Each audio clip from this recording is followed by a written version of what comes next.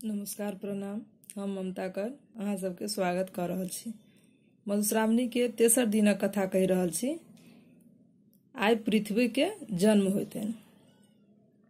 कथा सुनू। ब्रह्मा विष्णु आ कोनो देवता सब एक दिन सभा के विचार कयलनि जे संसार में पाप ततेक पसरि गेल अछि जे पृथ्वी भागि कऽ पाताल चलि गेल छथि। हुनका कोनो तरहे ऊपर आनक चाही, तखन संसार बचि सकैत अछि। सब मिली पाताल गेला आ पृथ्वी सँ प्रार्थना कयल ऊपर अयबा लेल। पृथ्वी कहलथिन, लोक हमरा ऊपर रहैत अछि आ हमरे ऊपर मल मूत्र त्याग करैत अछि।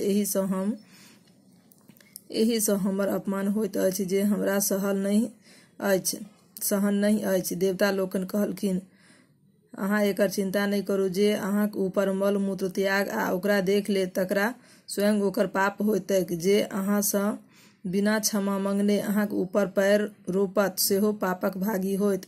देवता लोकनि अनुनय विनय पर जखन पृथ्वी ऊपर अयलीह तखन डगमगाइत छलीह। तखन विष्णु भगवान काछुक रूप धारण कय अपन पीठ पर राखि लेलनि। समुद्र मंथन।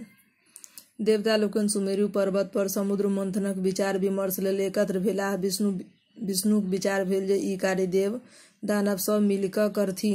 हुनके विचार सँ बासुकी नाग बनाओल गेलाह। ओ मंदराचल पर्वत में अपन देह के लपटाए ओकरा उखाड़ि समुद्रक कात लग आनल। ओ समुद्र मंथन सँ प्राप्त अमृत सँ हिस्सा भेटबाक लोभे मंथनक कष्ट सहबा लेल प्रस्तुत भेलाह। आब प्रश्न उठल जे एतेक भारी मंदार यदि समुद्र में खसाओल जाय तऽ ओ डूबि जायत।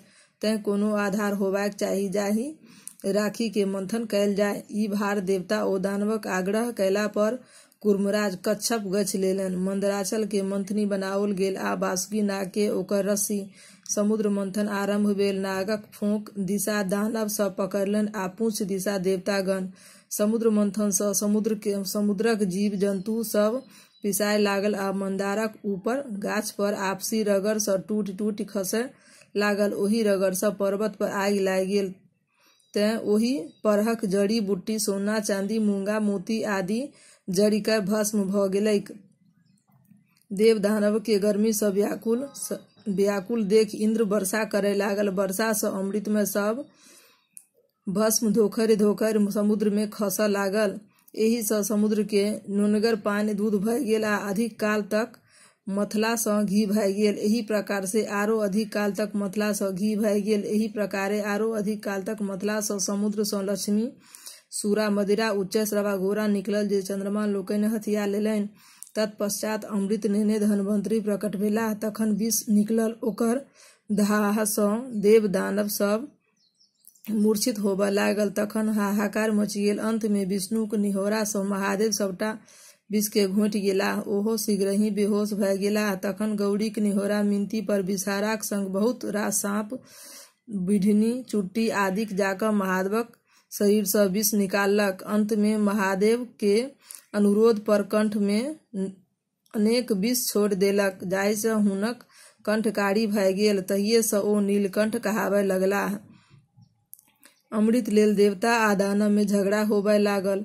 दानव सभक कहब छल जे समुद्र सँ बहरायल सब वस्तु तऽ देवता सब लइए लेलनि, किंतु जाहि अमृत लेल सब एतेक परिश्रम कयने छलाह, ताहि में हुनका सबके हिस्सा भेटबाक चाही। देवता सबके ई डर छल जे बिना अमृत पीनहि दानव सब बहुत बलिष्ठ छल आ कएक बेर देवता सबके परास्त कऽ स्वर्ग सँ भगा देने छल। यदि ओ सब अमृत